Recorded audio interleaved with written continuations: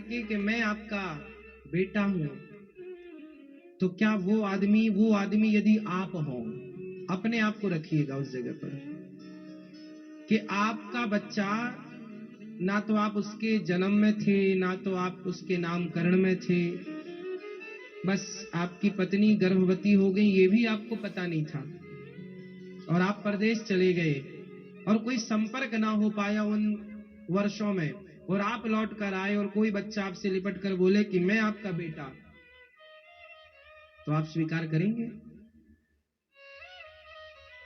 आप यही सवाल करेंगे कि तुम हमारे पुत्र किस तरह से हो। तुम्हारी बात ना मानी जाएगी, वो अपनी पत्नी से पूछेगा। इसी तरह राम जी ने लवकुश से नहीं कहा कि तुम्हारी माता आकर कह दे कि तुम हमारे पुत्र हो तो हम स्वीकार कर लेंगे। अब राम जी का इस तरह व्यवहार करने में भी राम जी का लवकुश से अथाह प्रेम था। यदि राम जी डायरेक्ट स्वीकार कर लेते और सीता मैया मोहर ना लगाती, तो फिर जमाना क्या बोलता, रे किसके बच्चे हैं कौन जानता है। बाद में सीता मैया ने कहा, हे पृथ्वी माता, यदि मैं पवित्र हूं, यदि मेरे पवित्रता में कोई संदेह नहीं है, जितनी पवित्र गंगा और अग्नि है, यदि इतनी पवित्र ये सीता है, तो हे पृथ्वी मां, अपनी गोद में मुझे स्थान दे दो। कि पृथ्वी मां प्रकट हो गई और माता पृथ्वी में माता सीता समा गई। यदि ये पुत्र लवकुश राम के हैं, तो हे मां मुझे अपने गोद में स्थान दो।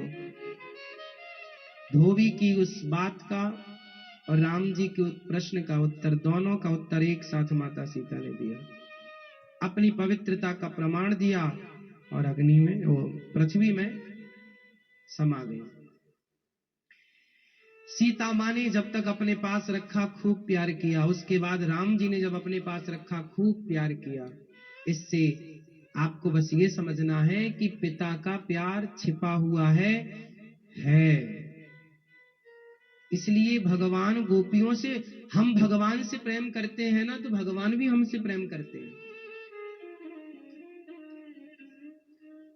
भगवान ने उद्धव जी से कहा कि हमारी मजबूरी है, हम 2 दिन का कहकर तो आए हैं पर जा नहीं सकते, तुम जाओ। कहा घनश्याम ने उद्धव से, वृंदावन जरा जाना,